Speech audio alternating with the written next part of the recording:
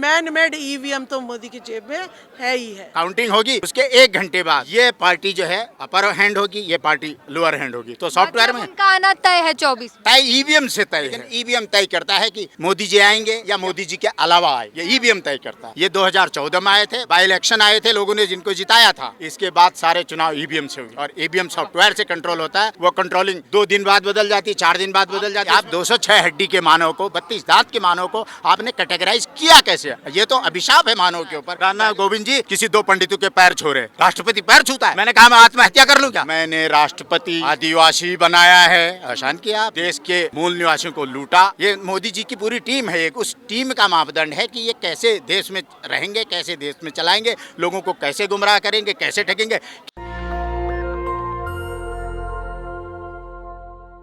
तमाम मुद्दे हैं और 2024 चुनाव आने से पहले लगातार जंतर मंतर भरा हुआ है और सभी अपनी अपनी मांगे लेकर आ रहे हैं। लेकिन एक तरफ यहाँ जनता परेशान है और मांग रख रही है, दूसरी तरफ मोदी जी कह रहे हैं कि हम ही आ रहे हैं। आपकी क्या मांगे हैं, किस बात के लिए आप जंतर मंतर पर आए हैं? आज हम लोग on behalf of all Adivasi student association Assam होकर के इधर आए हैं। हम लोग का जो लॉन्ग पेंडिंग डिमांड, जो आदिवासी का बर्निंग इशू है, जो एसटी स्टेटस, जो चैप्टर ऑफ डिमांड है, हम लोग का एसटी स्टेटस है। सेकेंड में हो गया लैंड रिजर्वेशन, जो है हम लोग का जो अपना जमीन का लैंड पट्टा मांगने अभी भी मांगना पड़ रहा है। ऑलरेडी जल जंगल जमीन से जुड़ा हुआ जाति है आदिवासी, और हम लोग ऑलरेडी ऑल इंडिया बेसिस में अकॉर्डिंग टू आरजीआई हम लोग ट्राइबल है, उरा मुंडा संताल खड़िया गो हो भूमिज बोल के। लेकिन उधर आसाम में क्यों ओबीसी में रखा हुआ इतना दिन? ये तो सरकार का भी तो रिस्पॉन्सिबिलिटी है कि भारत देश का कौन कौन सा ट्राइबल है, कौन कौन सा एससी है, उसको देख रेख करना उस सरकार का काम पड़ता है। उसका बाद एक बड़ा क्वेश्चन मेरा पास से होता है कि असम इंडिया में है या असम इंडिया से बाहर में है? ऐसा सवाल क्यों आता है दिमाग में? इसलिए आता है ऑल इंडिया में एक ही एक्ट है, एक ही नीति है, एक ही संविधान है। तो एक संविधान रहते हुए आसाम का आदिवासी को क्यों एसटी नहीं मिला है? तब तो क्योंकि कानून जारी तो सभी में एक ही लगा देता है, जॉइंट सेक्रेटरी तो एक ही है, सीएम भी एक ही है। तब तो सीएम एक होने से, पीएम एक ही होने से तो उसका जो मतलब जनता तो एक ही तो राइट मिलना चाहिए ना। ये हम लोग का सिंपल क्वेश्चन है, सिंपल, नॉट कॉम्प्लिकेटेड। इसलिए हम लोग बोलने चाहते हैं, आप भारत का जो फर्स्ट ट्राइबल फ्रीडम फाइटर है बिरसा मुंडा, हाँ, उसका ही मैं एक मुंडा बेटा हूँ। तो इस मुंडा के क्यों डिवाइड एंड रूल पॉलिसी किया जा रहा है? इसलिए आज 77 ईयर्स हो गया भारत स्वाधीन होने का बाद में, आज भी हम लोग खुद का आइडेंटिटी को दिखलाने के लिए सरकार के पास आना पड़ रहा है। क्यों? तो ये मतलब सबसे ज़्यादा ड्रॉबैक्स है कि नहीं सरकार का। दूसरा चीज़ तो अलग है, डेवलपमेंट। ये डेवलपमेंट तो अलग सरकार भी तो करता था ना। ये डेवलपमेंट नया चीज़ नहीं है ना। डेवलपमेंट ये रहे ना रहे, डेवलपमेंट होते रहेगा। लेकिन जो करना चाहिए छोटा छोटा चीज़, आइडेंटिटी डिक्लेरेशन, ये तो सबसे छोटा चीज़ है। हम लोग तो भारत को सोवरेनिटी नहीं मांग रहे ना, हम लोग अपना आइडेंटिटी एंड अपना फंडामेंटल राइट मांग रहे हैं, उसको देना चाहिए। और ऑलरेडी हम लोग का बिल राज्यसभा में पड़ा हुआ है। Already state government and central government दोनों बीजेपी है, तो उसको डिक्लेरेशन करने में समय नहीं मिल रहा होगा सरकार को, धीरे धीरे और भी कामें हो रही है, उस बीच में समय निकाल के आपके लिए भी निकाला जाएगा समय का बात नहीं होता है। 77 ईयर्स थोड़ा कमती था क्या? अभी भी 7 साल गुजरने वाला है। ये 7 साल के कमती है। जब आदिवासी खत्म हो जाएगा असम का, तब वो एसटी देने से कुछ फायदा में आएगा? ये तो हो नहीं सकता है ना। ये तो टोटली व्हाट यू से। क्या कहेंगे मैडम? ये पहचान की लड़ाई लड़ रहे हैं और दिल्ली के जंतर मंतर पर आए हुए हैं पहचान के लिए अपने। देखिए, जिस देश में राष्ट्रपति जो है खुद एक आदिवासी महिला है, वहाँ पर असम के स्टूडेंट यूनियन किस तरीके से जो है कह रही है कि मैं जो है आदिवासी हूँ, लेकिन मेरी पहचान सरकार मुझे देने को तैयार नहीं है। तो देखिए, इस देश में क्या चल रहा है कि आज इसका जो मूल निवासी है वो अपनी पहचान ही सरकार से मांग रहा है कि हमें पता है कि तुम हमें हमारी पहचान दोगे नहीं और हमारी जंगल को जमीनों को छीन लोगे और फिर पूंजीवादियों को उसके हवाले कर दोगे। तो ये जो षड्यंत्र सरकारें रचती हैं तो उसके डिमांड लेकर असम से ये नॉर्थ ईस्ट से लोग आए हुए हैं और मैं राष्ट्रपति द्रौपदी मुर्मू जी से बात कहूँगी, अपील करूँगी कि जिस तरीके से रामनाथ कोविंद जी को राष्ट्रपति बनाया गया और SC/ST एक्ट पर जो है कुठाराघात करने की कोशिश की, वही तो राष्ट्रपति द्रौपदी मुर्मू जी को रखकर क्या आदिवासी के हकों को लुटवाने का काम तो कहीं नहीं किया जा रहा है कि देखिए आपकी आदिवासी महिला को हमने राष्ट्रपति बना दिया, अब समाज सारी वोट दे दे और फिर हम इनकी वोट लेने के बाद इनकी आइडेंटिटी, इनकी पहचान, इनकी जमीन, इनके जंगल, इनकी नौकरी सब हम खा लें। मतलब आप कह रही हैं कि राष्ट्रपति बनाकर आदिवासी को शक्तिहीन किया जा रहा है। बिल्कुल बिल्कुल, जैसे रामनाथ कोविंद जी को इस्तेमाल करके शक्ति विहीन किया गया, इसी तरीके से अब आदिवासी समाज पर भी कुठाराघात है, क्योंकि जंगलों में बहुत जो है खनिज है, बहुत तरीके की जो है इम्पोर्टेंट हमारी प्लांटेशन है, तो जिसकी वजह से जो है सिर्फ पूंजीवादियों के हाथ में इस देश को देने के लिए ये सारी कामें चल रही है कि सस्ते रेटों पर जो है इन्हें जंगल मिल जाए, ज़मीनें मिल जाएं, और ये तो जो है पहले ST से इसको OBC बना दो और फिर ये तो है अब बस पहचान ढूंढते में ही लगे रहे और इतने में हम इनके जो है ज़मीनों को जो है पट्टा किसी और को दे दें। तो OBC में होने में समस्या क्या है?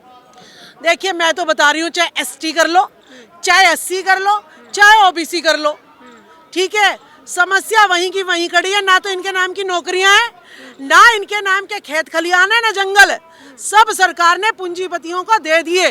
कहते हैं सरकार भाई घेराव कर रही है, सरकार विकास कर रही है और फिर अपने आदमियों को हमारे जंगल जमीन दे देती है और हमारे पास जो है 50-50 गज के प्लॉट भी रहने के लिए नहीं रहते हैं।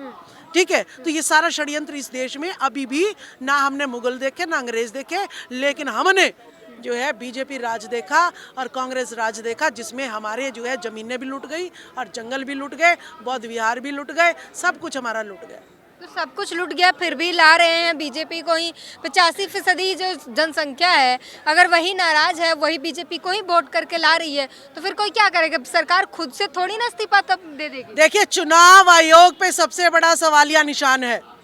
मोदी जी ने सुप्रीम कोर्ट के फैसले को बदल दिया कि 5 न्यायाधीशों ने कहा था कि 50% से ज़्यादा आरक्षण नहीं हो सकता है, ठीक है, तो मोदी जी बिना डिबेट के, बिना सुप्रीम कोर्ट की माने 10% आरक्षण EWS के लिए, कैसे स्वर्ण जाति के लिए ले आई। तो यानी सुप्रीम कोर्ट भी मोदी की जेब में और चुनाव आयोग भी मोदी की जेब में और मैन मेड EVM तो मोदी की जेब में है ही है। तो ये सब सवाल है। दूसरा, हिंदू मुसलमान, ये क्या मुसलमान है? ये कई मुसलमान है, तो ये क्यों रो रहे हैं? ठीक है, ये जो मांग कर रहे हैं कि अगर हम भारत के वासी हैं तो हर राज्य में समान अधिकार मिलना चाहिए। आप जम्मू कश्मीर में तो कहते हैं, बताओ अगर जम्मू कश्मीर को जो दर्जा मिलना चाहिए वही दर्जा जो है हरियाणा का होना चाहिए, वही पंजाब का होना चाहिए, क्यों हम जम्मू कश्मीर को स्पेशल कर रहे हैं? तो यहाँ पर नॉर्थ ईस्ट को क्यों आप स्पेशल बना रहे हो? क्यों इनको भी जो है OBC की कैटेगरी में रखा गया, ST की में क्यों नहीं रखा गया? जब बिरसा मुंडा की ये औलाद है, बिरसा मुंडा अगर ST है तो ये OBC कहाँ से हो गए?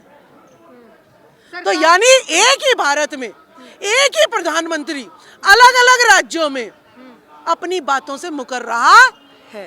मोदी ने तो कहा है, आश्वासन दिया है कि हम आपके मुद्दे पे विचार करेंगे, हम करेंगे काम, समय दीजिए।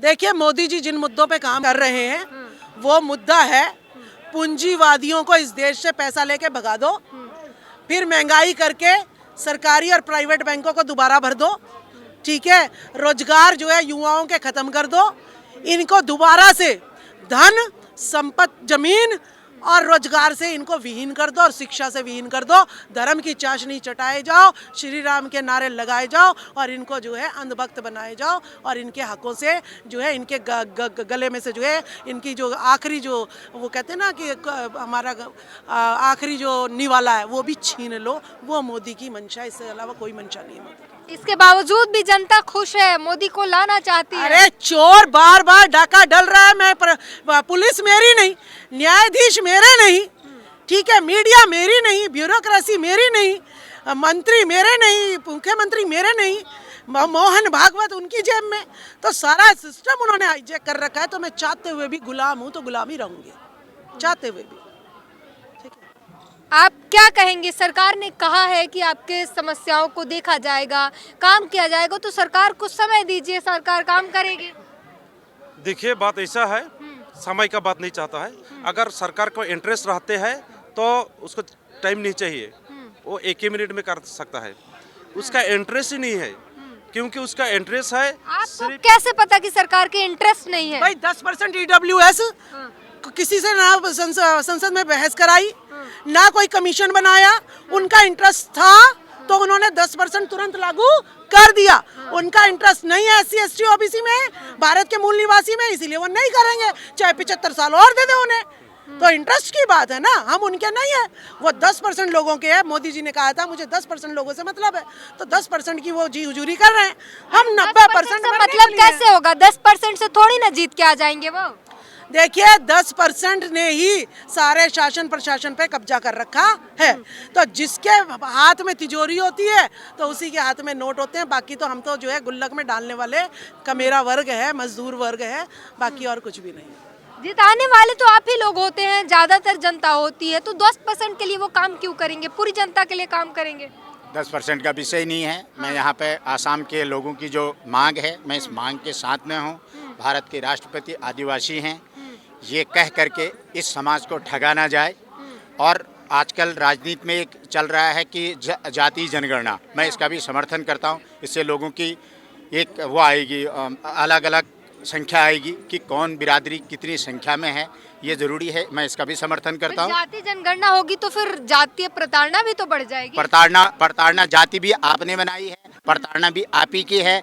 और इनकी जो मांग है पंडित बनाने की नहीं है, पुजारी बनाने की नहीं है, बड़ा बनाने की। आपने जिस पायदान पर रखा, सबसे निचले पायदान पर रखा है आपने, अछूत से भी नीचे है वो।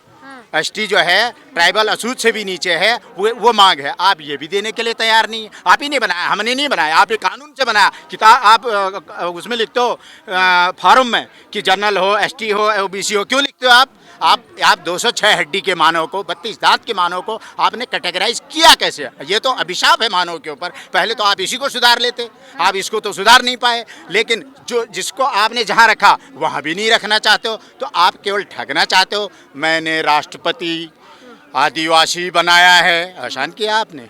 देश के मूल निवासियों को लूटा, देश के मूल निवासियों को ठगा, फिर उसके बाद एक नया परसेप्शन देश में देना चाहते हो। तो इस प्रकार से आपकी सरकार तो चल रही है, वो आपकी न्यायाधीश और आपके मीडिया और आपका शासन प्रशासन सब आपके पास। आप ऐसे सरकार चलाना चाहते हो, ऐसे सरकार कहीं चलती नहीं है। डेमोक्रेसी का जो मापदंड है ये मापदंड नहीं है, आपका अपना मापदंड है ये। और ये कुछ लोगों का, ये मोदी जी की पूरी टीम है, एक उस टीम का मापदंड है कि ये कैसे देश में रहेंगे, कैसे देश में चलाएंगे, लोगों को कैसे गुमराह करेंगे, कैसे ठगेंगे, क्या क्या प्रसेप्शन देंगे। अभी 3 राज्यों के चुनाव इन्होंने जीते, पहले प्रसेप्शन दिया कि ये आगे ये पीछे, ये आगे पीछे, पूरे देश को प्रसेप्शन दे दिया गया। उसके बाद रिजल्ट निकल गया। प्रसेप्शन ये 2014 से स्टार्ट हुआ इस देश में। अब प्रसेप्शन शब्द मेडिकल साइंस कहती है साइकेट्रिक्स बीमारी है, मैं नहीं कह रहा हूँ, ये राजबाला नहीं करी है, हमारे अध्यक्ष जी नहीं करे, मेडिकल साइंस ने कहा ये प्रशासन एक साइकेट्रिक्स बीमारी बनाई जाती है। तब उसके बाद वो जो घोषणा कर दी जाती है वो मान लिया जाता है। ऐसे ही राष्ट्रपति महोदया बना दी गई हैं हमारे ST समाज से, और ST समाज सब सुरक्षित हो गया, सब राष्ट्रपति हो गए। माफ़ करो, इनकी जो डिमांड है, इस डिमांड के साथ हमें इनकी डिमांड पूरी करो। ये जहाँ है आप वहीं रहने दीजिए, अपना पेट भर लेंगे, अपना रोजगार चला लेंगे। मोदी जी कह रहे हैं 24 में फिर लाइए, हम कर देंगे आपका काम। ये कोई नहीं लाता इनको। 2014 में आए थे पहली बार, पंडित मोहन भागवत जी की टीम है, राजनीतिक पार्टी भारतीय जनता पार्टी। ये 2014 में आए थे, बाई इलेक्शन आए थे, लोगों ने जिनको जिताया था। इसके बाद सारे चुनाव EVM से हुए हैं, और EVM सॉफ्टवेयर से कंट्रोल होता है। वो कंट्रोलिंग 2 दिन बाद बदल जाती है, 4 दिन बाद बदल जाती है। उसमें प्रोग्राम है कि जिस दिन जो है काउंटिंग होगी उसके 1 घंटे बाद ये पार्टी जो है अपर हैंड होगी, ये पार्टी लोअर हैंड होगी। तो सॉफ्टवेयर में उनका आना तय है 24 में, तय EVM से तय है। वोट तो जाता है अपने अपनी जनता की, जहाँ जहाँ जनता को मालूम है जहाँ वोट देना है वहाँ दे रही है, लेकिन EVM तय करता है कि मोदी जी आएंगे या मोदी जी के अलावा आएंगे, ये ईवीएम तय करता है। तो जब ईवीएम मोदी के कंट्रोल में ही है और मोदी ही सत्ता में है तो फिर मोदी ही आएगा। तो क्यों आएंगे मोदी जी? हाँ। मोदी जी नहीं EVM आएंगे। से। सारे लोगों ने सुप्रीम कोर्ट में केस दाखिल हो गया है और 10,000 एप्लीकेशन जा चुकी हैं। हो सकता है ईश्वर ने चाहा तो ये तीनों राज्यों के चुनाव फिर से होंगे। ये स्थिति पैदा हो रही है। ये चलेगा नहीं। सब लोग इकट्ठे हो रहे हैं कि हमने तो वोट दिया था कांग्रेस को, हमने तो वोट दिया था एक्स को, ये कैसे जीत गए? मोदी जी सच्चा हीरो बताते हैं आदिवासियों को और आदिवासी ही नाराज है उनसे। तो मैंने तो पहले ही बताया सच्चा हीरो का राष्ट्रपति उन्होंने राष्ट्रपति द्रौपदी मुर्मू जी को बनाया। उसके बाद उस पार्लियामेंट भवन की जब नींव रखी, ये राष्ट्रपति का काम है क्योंकि राष्ट्रपति देश का मालिक है। उनको नहीं बुलाया, क्यों? क्योंकि वो अछूत जाति के, वो आप ही नहीं रखे हुए, आपके सरकार ने रखे हुए, आपके पूर्वजों ने रखे हुए। ठीक है, अब उसके बाद उद्घाटन में ही बुला लेते। चलिए, उद्घाटन में भी राष्ट्रपति महोदया नहीं, क्या मतलब? उससे पहले रामनाथ कोविंद जी का एक वीडियो है मेरे पास, मेरे फेसबुक पे चलता है। रामनाथ कोविंद जी किसी 2 पंडितों के पैर छू रहे, राष्ट्रपति पैर छूता है। मैंने कहा मैं आत्महत्या कर लूं क्या? मैं गोमती में कूदने के लिए तैयार था। मैं लखनऊ में गया तो मैं गोमती में कूदने के लिए तैयार हूँ। राष्ट्रपति होता है, राष्ट्रपति से पैर छुआए जा रहे हैं। तो ये आपकी विचारधारा है, यह आपकी सरकार है, यही आप करते रहोगे। जनता को जागरूक होना है, इनकी मांग के साथ हम हैं और हम जनता के साथ उन्होंने हैं। आपको ओबीसी में डालकर अछूते से ऊपर रखा हुआ है, आप फिर नीचे क्यों जाना चाहते हैं? हमने अछूते से नीचे, अछूता आप ही का बनाया हुआ है ना। हम जहाँ आप वहीं रहने दीजिए, हाँ। हमको छोड़ दीजिए, आप ज़्यादा अच्छा है। आप भारत को छोड़ दीजिए, भारत की राजनीति को छोड़ दीजिए, ज़्यादा अच्छा है। लेकिन आप ये नहीं छोड़ पाओगे तो हम जहाँ हैं वहीं छोड़ दीजिए, यही निवेदन है। हाँ, बोलिए।